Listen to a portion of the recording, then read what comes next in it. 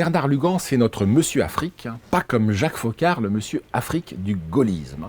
Encore qu'il nous fasse une révélation sur les raisons de son départ en Afrique, après le premier volume de ses nouvelles incorrectes d'une Afrique disparue, publié par les éditions de la Nouvelle Librairie, il sort aujourd'hui « On savait vivre aux colonies », un deuxième volume qui s'apparente à une petite bombe à fragmentation qui ne manquera pas d'exploser dans les mains des africanistes raseurs qui pontifient à l'université sur le rôle exclusivement négatif de la colonisation.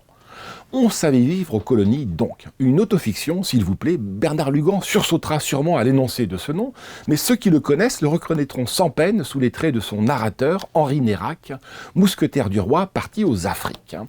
Disons qu'il s'agit de mémoires déguisées, les mémoires d'un mousquetaire du roi, mais qui empruntent au pays de Milady et du duc de Buckingham un art de vivre so-british et un inimitable style old school, colonial en diable, pour le plus grand plaisir du lecteur.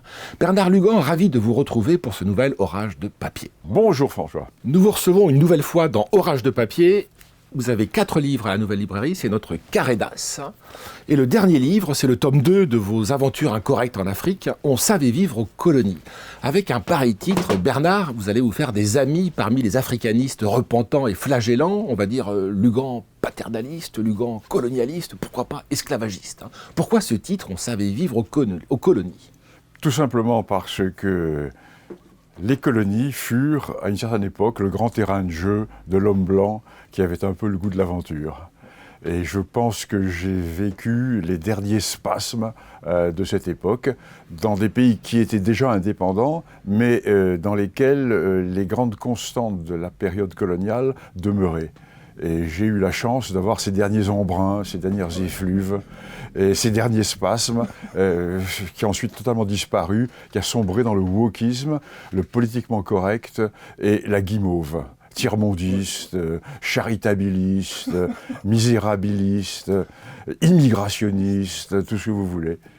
Alors que nous sommes dans les années 1970, quand vous arrivez au Rwanda, les colonisations déjà sont derrière nous. Enfin, tous ces pays-là se sont affranchis, se sont censément affranchis de la métropole. Oui, mais si vous voulez, la chance que j'ai eue, le privilège que j'ai eu, c'est d'arriver dans une zone dans laquelle l'indépendance venait juste de se faire, moins d'une décennie auparavant. Et ce n'étaient pas des zones qui étaient entièrement colonisées, c'était des sortes de protectorats, ce qui fait que les structures traditionnelles étaient restées en place. Il y avait très peu d'Européens. Et les Rwandais, en fait, étaient juste indépendants, mais marchaient encore dans l'esprit et dans dans le fonctionnement quotidien, les règles de la période coloniale. En fait, je ne sais pas si les Rwandais à cette époque avaient vraiment l'impression d'être indépendants. D'accord. Ça va changer rapidement après. Et vous parlez d'un terrain de jeu pour les Européens. Non, pour certains Européens. Pour une partie des Européens, mais que des grands caractères, hein, que des grands originaux, que des personnalités. Oui. J'ai en tête un de vos personnages qui était déjà présent dans le tome 1 des Nouvelles Incorrectes d'une Afrique disparue, le docteur De Clercq, flamand, tonitruant, buveur d'exception, personnage rabésien, trousseur d'exception, comme quantité de personnages du reste que vous avez croisés là-bas. Ah, mais ils ont tous une bonne santé. Parce que pour résister à ces climats et aux doses de whisky qui étaient ingurgitées chaque jour, il fallait avoir une très très belle santé. Et il me semble que même ce docteur De Clercq, vous racontez une nouvelle, hein, mais on expliquera le principe du livre hein, et de votre narrateur, hein, où il passe une nuit, du reste au comptoir, à enquiller des whiskies et je ne sais quelle boisson. Gin et champagne. Gin et champagne. Attaché par sa ceinture il s'attache au comptoir. Le comptoir de ce bar qui avait vu des telles choses, parce que c'est un comptoir colonial. Et lorsque la première voiture est arrivée dans le poste en 1922 ou 23, le planteur belge qui avait fait venir cette voiture depuis l'Europe, la voiture avait été tirée par des bœufs sur un chariot depuis des centaines de kilomètres, il n'y avait pas de route. Et donc la voiture arrive à Boutaré sur un chariot tiré par des bœufs, et il organise un arc de triomphe pour accueillir la voiture, les pères de la mission bénissent la voiture, etc. Et il fait porter la voiture par des boys sur le comptoir du bar, et là, il va la baptiser avec tout le champagne de réserve du poste. Donc, tout son gain d'une année de plantation de café y passe, mais quelle allure, quelle allure. La voiture qui va d'ailleurs pas rouler, parce qu'il n'y a pas de route. Est-ce qu'on peut dire que de tous ces personnages, que c'est des hérétiques? Et quand je dis hérétiques, je pense évidemment à l'écrivain Saint-Loup. Pourquoi hérétique? Parce qu'on rencontre beaucoup de bonnes sœurs qui ont été persécutées par les républicains espagnols, on rencontre beaucoup de gens qui étaient au front de l'Est, qui ensuite ont fait l'Indochine, qui ensuite ont fait l'Algérie, qui sont des grands baroudeurs. C'est pour ça que je dis que ce sont des personnages d'exception assez rares. J'ai toujours en tête ce mot phénoménal de D.H. Lawrence, un grand vivant, un grand Nietzschéen s'il en est, c'est qu'il dit de l'homme moderne et contemporain, c'est qu'on a l'impression que c'est du blanc d'œuf qui coule dans ses veines. C'est le contraire de vos personnages. Ah, tous sont des personnages, c'est du piment qui coule dans leurs veines. Et j'ai eu le privilège de rencontrer ces personnages qui, à l'époque, étaient encore en pleine santé. Parce qu'en 72 jusqu'en 80, ces hommes qui avaient fait la Deuxième Guerre mondiale ou l'Indochine avaient quoi, 45 ans, 50 ans. Donc ils étaient en pleine force. Et ils étaient effectivement, c'était des réprouvés. C'était des... Ou des réprouvés pour parler comme Salomon. C'est des réprouvés. Et qui ont tous... Et qui à aucun moment n'ont songé à rentrer dans le système. Ils sont restés jusqu'au bout flamboyants, plantant leur tente, leur pavillon et restant eux-mêmes. Alors ce qui était extraordinaire, c'est qu'automatiquement se rassemblaient autour d'eux des gens qui étaient de la même trempe.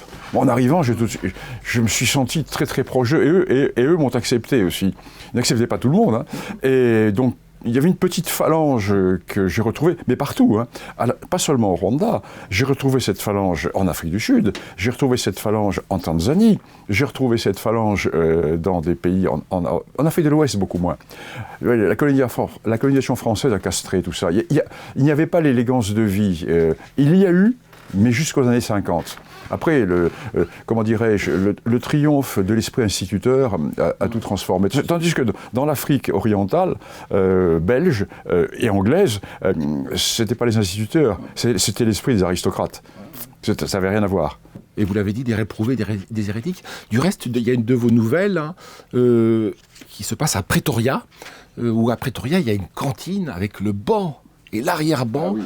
Des mercenaires, des baroudeurs, des anciens du front de l'Est. Oui. Est-ce que vous pouvez nous en dire un petit mot? Parce qu'on a l'impression que c'est les tontons flingueurs. Ah, totalement. Alors c'est extraordinaire, c'était un médecin belge qui était ancien médecin de la division Wallonie, qui réussit à échapper à l'épuration terrible. L'épuration française, ça a été du champagne à côté. Et qui se retrouve en Afrique du Sud et qui monte un cabinet qui marche fort bien. Donc il a un immeuble à Pretoria et il installe dans les sous-sols de l'immeuble un club pour justement ces réprouvés, qui tous, au bout de courses très compliquées, arrivent en Afrique du Sud. Alors il y a des personnages étonnants. Alors, le cuisinier est un Hongrois, ancien des commandos Delta de l'OS. Il y a le Belge qui était pilote de Fouga Magistère et qui a flingué le convoi de l'ONU lors de la guerre du Katanga dans les années 1960 avec son Fouga Magistère. Il y a des gens du front de l'Est. Il y a un ancien journaliste de Radio Paris qui devient chroniqueur francophone à la radio sud-africaine. Des personnes étonnants qui se retrouvent là, dans ce restaurant, leur cantine, où ils se retrouvent régulièrement. Et personne ne paye, bien sûr. Personne ne paye. Il y a un œuf d'autruche, une coquille d'œuf d'autruche à la sortie, puis si quelqu'un veut mettre un peu d'argent, mais le docteur paye. Il entretient cela pour ses camarades. Et c'est une personne étonnant. Vous imaginez les discussions qui peuvent se tenir dans ce... Tout à fait étonnant. Et encore, je n'ai pas tout raconté. Alors justement, à propos de raconter et de narration, ce sont des nouvelles. Et vous vous mettez en scène à travers un personnage, qui est le Henri Nérac. Alors ceux qui vous connaissent... retrouveront beaucoup de traits. Il est très proche de moi, hein, oui, beaucoup de traits de Bernard Lugan, mais il n'empêche, vous passez à travers ce personnage-là, et moi j'ai presque envie de dire que c'est une autofiction, et non pas des mémoires stricto sensu. Pourquoi avoir adopté ce genre Le mot est haïssable. Sur l'autofiction, oui, ça fait pas de ça. C'est l'évidence. Non, si vous voulez, non, je suis très à l'aise à travers Henri Nérac, et je serais très mal à l'aise à travers un jeu. Donc c'est pour ça, ça permet beaucoup de choses d'avoir un personnage qui n'est pas soi tout en étant assez proche. Oui. Et vous m'autorisez à dire que c'est quand même des mémoires déguisées ou pas ? Disons que c'est assez voisin, c'est assez parent. Oui. Ça, Parce qu'on reconnaît qu'un trait central et essentiel de Bernard Lugan, africaniste, c'est que vous savez, quand vous arrivez en Afrique, que vous êtes un blanc, que vous êtes un Européen. Quand vous arrivez en Afrique, vous savez qu'il y a des Noirs. Pas un Européen, un blanc. Un blanc. Oui, de toute façon, c'est le Européen, ça n'est jamais que le sous-texte de blanc. Donc vous êtes un blanc dans un pays de Noirs, mais dans un pays qui est fracturé ethniquement. Oui. Un pays fracturé, mais un pays avec des gens extraordinaires, parce que ce qu'il y a de fantastique au Rwanda à l'époque, c'est qu'il y a une gentillesse, une absence totale de ressentiment envers les Blancs. Ça n'a pas été un pays colonisé, c'était un protectorat ou un mandat. Donc il y avait très très peu d'Européens.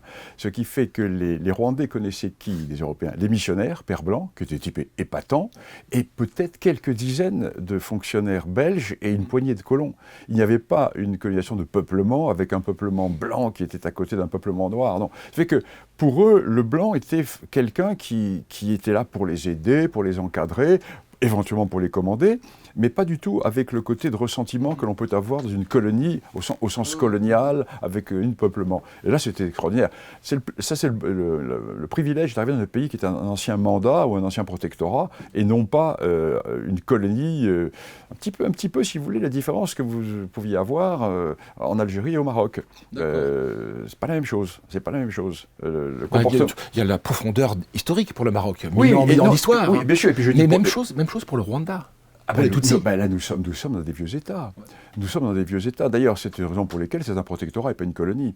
Un vieil État, le Rwanda, l'État rwandais, né aux alentours de l'an 1000, 1100 ou 1200, avec les Tutsis, le royaume de la lance et de la vache. Et ceci est tout à fait prégnant. Quand vous arrivez, même il y a eu la révolution, les Tutsis ont été chassés, mais vous avez encore chez les Hutus le réflexe de la subordination vis-à-vis du maître. Et il y a un côté qui est assez particulier, et je veux dire qui est exceptionnel en Afrique. Vous racontez une scène saisissante à propos du Rwanda. Quand vous arrivez au Rwanda comme coopérant et professeur d'histoire, vous tombez sur un révérend père ou un père blanc qui connaît très très bien l'histoire des Tutsis et qui vous dit que les Hutus sont que de passage. Ah mais oui, tout à fait. Je donne un initial S, c'est le père Soubiel, je peux dire son nom maintenant, il est mort. Il est arrivé au Rwanda en 1904. Donc quand je le connais, c'est en 1973-74, il a donc pas loin de 95 ans, il connaît le pays intimement. Il était rentré une seule fois en France depuis 1904, il connaissait parfaitement le pays, et moi je vais le voir parce que je commence à travailler sur la région, et il me dit tout de suite, mais tu sais, les Hutus sont au pouvoir, c'est provisoire, parce que les Tutsis vont venir. Moi, je me dis, bon, ça va, le père blanc, le padré, il est un peu fatigué, bon, il n'a pas eu tort. Mais il me dit, le seul problème, je ne sais pas s'ils vont revenir en tant que dominant exclusif ou sous une forme d'alliance déguisée, etc. Mais ils sont revenus en tant que dominant exclusif. Moyennant un génocide. Ça, il ne peut pas le prévoir. Mais de toute façon, ils reviendront. Ouais. Et de la même manière qu'il y a une galerie de portraits de blancs, de réprouvés, d'hérétiques, fantastiques, des grands caractères, des grandes personnalités, il y a aussi une Afrique qui est très bigarrée. À propos on retombe sur la dimension ethnique de l'Afrique, les pygmées. On associe le pygmée à une petite taille. Ça montre à quel point même l'Afrique est très différenciée, très très différenciée. Oui. Mais vous avez je parle de pygmée qui mesure 2,10 m. 2,10 m. Mais qui reste pygmée. Oui. Ouais, c'est ça. Dites-nous un peu plus. Ça, on voit quand on vous dit que, comment dirais-je, les ethnies n'existent pas, etc. Ce pygmée qui mesure, ce pygmée, c'était Arerinka, le chef de la garde royale au moment des événements de 59, qui mesurait 2,8 m ou 2,10 m. Pourquoi? Parce que les pygmées étaient les bourreaux, les hommes à tout faire, la force de frappe des Tutsis. Et lorsque certains pygmées s'étaient particulièrement bien comportés et que le Mwami, le roi, voulait les récompenser, il leur donnait de la viande, il se gavait de viande. Mais de temps en temps, pour bien la récompenser, il leur donnait une fille Tutsi contrefaite, qui était contrefaite, mais qui était Tutsi, mais qui ne peut pas être épousée par d'autres Tutsis. La fille contrefaite, la génétique faisait qu'elle faisait des enfants qui n'étaient pas forcément contrefaits. Alors chez les pygmées, vous avez parfois un gars de 2 mètres. Très longiligne. 2 mètres, mais il était pygmée. Il restait pygmée. Avec les morphotypes et les caractéristiques physiologiques de l'Afrique de l'Est. Du Tutsi, mais le chef Arerinka, le chef de la garde royale en 59, mesurait 2,8 m ou 2,10 m. Et il était pygmée.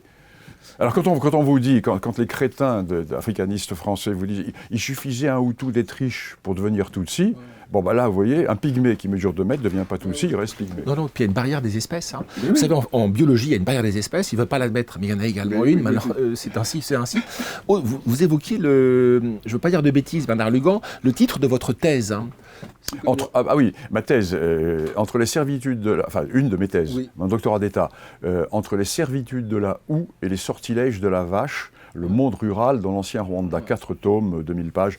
Je montre, si vous voulez, dans cette thèse, comment se constitue le Rwanda et l'État rwandais autour du dualisme de la lance et de la vache d'un côté, et de la houe et de la terre de l'autre. Alors, après, quand on vient nous dire que les ethnies n'existent pas, écoutez, venez lire ma thèse. On le retrouve dans les modes de vie agricoles. Mais si je citais la thèse, hein, c'est parce que dans ces nouvelles, ces mémoires déguisées, je n'ose dire cette autofiction, mais je le dis exprès pour mettre les pieds dans le plat, vous nous apprenez beaucoup de choses sur l'Afrique, hein, sur les mœurs africaines, sur la sexualité africaine. Les lecteurs un peu bagel, pas africaines, pardon, précisément, puisque c'est Tutsi. Je vais vous poser une question là-dessus. Les lectrices bagel, en période de carême, devraient s'abstenir. Parce que vous avez plein de choses sur ces mœurs. Oui, intéressant. En tant qu'ethnologue, je me suis penché sur la question. Oui. C'est le travail de l'ethnologue. Oui. Alors c'est très curieux. Alors s'il n'y a pas d'excision, toutes les pratiques qu'on associe à l'Afrique de l'Ouest plutôt, absolument pas. Donc il y a un plaisir féminin qui est valorisé. Oui. En revanche, la proximité et puis les bruits, non pas les odeurs, mais seulement les bruits, font que l'orgasme chez toutes les femmes Tutsi est contrôlé au point de vue phoniquement. Voilà.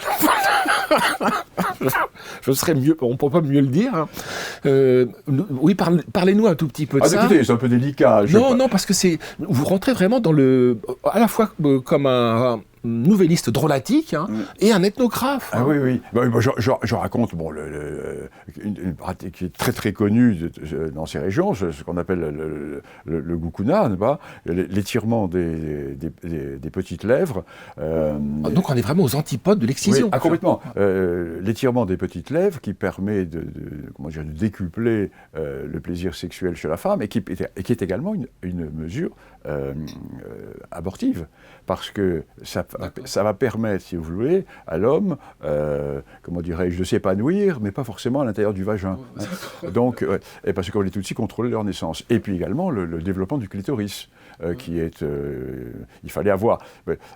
le critère de la beauté sexuelle chez une femme, c'était d'avoir, les petites lèvres comme les ailes de chauve-souris. Douce et étirée. Dans chaque peuple. Là, bon, période de carême, vous voyez ça. Mais donc, j'insiste là-dessus, chaque peuple, et c'est le contraire. C'est le contraire de la philosophie musulmane. En Afrique, vous voyez. Alors, vous montez, vous passez en Somalie, les filles sont ou infibulées ou excisées. Et là, vous êtes, au contraire, dans une région où... et poussé en avant. C'est un pays de vieille civilisation. Ouais, est-ce que c'est pas le propre de toutes les aristocraties d'avoir développé un art de vivre, un art de jouir, un art de l'amour, un art de la séduction, un art érotique aussi? Tout à fait. Mais attention, ça c'est pas uniquement les femmes Hutus le pratiquaient aussi, ça, à l'origine. Alors les missionnaires ont voulu interdire ça parce que les filles se pratiquaient les tirages des lèvres avec une copine de cœur. Elles s'asseyaient l'une en face de l'autre, elles s'isolaient quelque part, et puis elles avaient un champ pour faire ça. Alors donc les missionnaires ont qualifié ça de pratique homosexuelle et masturbatoire. Donc ils ont voulu le faire interdire, mais ils n'ont pas réussi. Heureusement. Heureusement pour l'ethnologue qui a pu quand même... Et pareillement, des personnages féminins fantastiques, chez les blancs. Européens, blancs. Des grands blancs, des grandes blanches. Hein. Là, j'en ai 2 grandes blanches, une bonne sœur et une collègue. Une bonne sœur qui pense que les Chinois qui parlent le mandarin à merveille. Au fond du Rwanda, elle a 80 ans, elle parle couramment le mandarin parce qu'elle a servi en Chine où elle a été torturée par les communistes. Et elle remet au pas des Chinois de l'époque de Mao, de la révolution culturelle, qui font une route, et elle monte sur son camion, et en tenue de bonne sœur. Elle les harangue en mandarin, et le commissaire politique, au garde à vous, fait ouvrir la route. Ça, c'est fabuleux. Et je lui dis, tu vois, elle me dit, tu vois, ils sont restés chrétiens. Oui. Et il y en a une autre, là, blanche, hein, plus leste, hein, et dont on a l'impression qu'elle sort des liaisons dangereuses. Hein. Mais au cube. C'est du Laclos. Mais au cube. Oui. Au cube. Oui, c'est un personnage extraordinaire. C'est une très bonne copine. C'est vrai, on m'a dit que mes nouvelles étaient des nouvelles misogynes. Non, il y a des femmes dans mes nouvelles, mais pas des... Comment dirais-je, mais pas des féministes. Pas des féministes, oui. Ou des écoféministes anxieuses. Pas des députés LFI. Donc, extraordinaire. Donc, cette Coralie qui arrive, qui ne conduit pas. Et pour se faire transporter à l'université, elle embauche un pédaleur, un cycliste. Elle va lui faire un contrat de cocher-pédaleur. Cocher-pédaleur. Donc elle s'installe en Amazone sur le porte-bagages du vélo, vous imaginez, au milieu du village africain, avec son ombrelle pour être protégé des rayons du soleil. Et le boy pédaleur a 2 perruques avec lui, une perruque verte et une perruque rouge. Et il met la perruque verte le jour où elle donne des cours de français, et la perruque rouge le jour où elle donne des cours de grammaire ou de latin. Voyez. Et donc la voilà dans cet équipage traversant la ville. Personnage étonnant. Et puis bon, je raconte des frasques, là aussi. Ce deuxième tome est un peu plus olé-olé que le premier. Oui, un peu plus leste. Hein. Un peu plus leste. Et c'est ça l'Afrique, comme dans le film Blood Diamond, c'est ça l'Afrique. Hein. Autre chapitre, hein, votre visite au Sénégal, à la Maison des Esclaves. Hein, à Gorée. Vous nous montrez une fois de plus, alors là c'est l'historien, non plus l'ethnographe, c'est l'historien qui ressort, l'historien Lugan qui ressort. Hein. Vous nous apprenez qu'en réalité tout a été réécrit, qu'il n'y a pas de Maison des Esclaves. Mais non, il n'y a jamais eu, mais on le sait, ce sont des historiens sénégalais qui ont publié ça. D'ailleurs, je donne la référence de l'article du Monde de 1987, où le journal Le Monde explique intégralement qu'il n'y a jamais eu, et ça n'a jamais été un centre esclavagiste. Et là, je raconte ma visite et ma sortie de... Je le savais, bien sûr. Mais en plus, je rencontre un vieux Sénégalais. Un vieux Sénégalais parfaitement francophone, les Sénégalais tels qu'on les aime, vous voyez, qui ont une culture française plus importante que les 4/5e de bipèdes qu'on croise dans les rues de Paris, de bipèdes prétendus blancs qu'on croise dans les rues de Paris. Et qui me dit « Ah, alors, vous avez cru à toutes ces sornettes ?» Et bon, vous croyez il me raconte l'histoire, la vraie histoire. Mais tout le monde le sait ici. Bon, tout le monde se tait, car c'est la source du tourisme. Donc on ne va pas dire que ça n'a pas existé. Et de la culpabilité blanche. Hein. Oui, tout à fait. Et en plus, bon, je donne la référence de l'article du Monde qui cite les historiens locaux qui expliquent que que cette maison était construite après l'abolition de la traite officielle, etc. Et par une métisse, une signare qui s'appelait Anna Colas et qui avait bien sûr des domestiques, mais ça n'a jamais été un centre esclavagiste. Et c'est toutes ces raisons qui vous font dire qu'on savait vivre dans ces anciennes colonies. Oui. On ne sait plus y vivre aujourd'hui. Ah non, puis c'est plus la même chose. Maintenant, vous allez dans les hôtels 4 étoiles ou 5 étoiles, alors vous avez l'impression d'avoir une vie de luxe, etc. Mais c'est pas la vie des colonies. C'est une vie totalement artificielle, c'est une vie totalement reconstruite. Non, la belle Afrique, quand je parle de belle Afrique, c'est l'Afrique que j'aime, moi, est morte en Afrique de l'Ouest avant ma naissance. Elle a dû mourir aux alentours des années 40, avec peut-être quelques survivants dans les années 50, dans des coins comme la Centrafrique, les coins reculés, où il y avait de la forêt. Bon, au Sénégal, c'était fini, etc. Tandis qu'en Afrique de l'Est, ça a duré. Et moi, j'ai eu le privilège d'avoir les derniers soubresauts de cette Afrique. Mais quand je suis parti du Rwanda en 83, c'était déjà fini. C'était fini. J'ai vu vraiment la fin sur les années 79-80. Après, c'était autre chose. Alors l'émission arrive à sa fin, Bernard. Vous avez dit 1983, là nous sommes au 2e tome de ces nouvelles africaines. Je rappelle le premier tome, donc les nouvelles incorrectes d'une Afrique disparue. Mais le deuxième tome, on sait vivre aux colonies. Je crois que vous travaillez également à un 3e tome qui se passera après 1983. Le retour d'Afrique. Voilà, toujours à travers la figure de Henri Nérac. Oui, mais ce qui ne veut pas dire qu'il n'y aura pas de nouvelles africaines. Parce qu'après 83, j'ai une toute autre vie africaine. En 83, je rentre en France à l'université, mais si vous voulez, j'ai 6 mois de l'année sur le terrain en Afrique. Et là, ça va être mes grandes périodes d'Afrique australe, mes grandes périodes d'Afrique sahélienne, mes grandes périodes d'Afrique, Égypte, Libye, Maroc, etc. Alors là, c'est des nouvelles retour d'Afrique, mais ça va être l'Afrique depuis la France avec des allers-retours. Hein. Je ne serai plus sur zone comme la période 72-83, où je restais en permanence pendant 12 ans, 11 ans sur place. Hein. Là, avec des allers-retours. Très bien. Merci Bernard Lugan. Donc, on savait vivre aux colonies, nouvelles aventures incorrectes. Hein. Alors, je le dis aux téléspectateurs, il y a une révélation très très importante qui est faite dans ce livre-là. Donc, nous ne l'avons pas évoqué, mais je vous renvoie vers ce livre qui est un petit joyau drôlatique, hein, comme les précédents. Merci Bernard. Merci.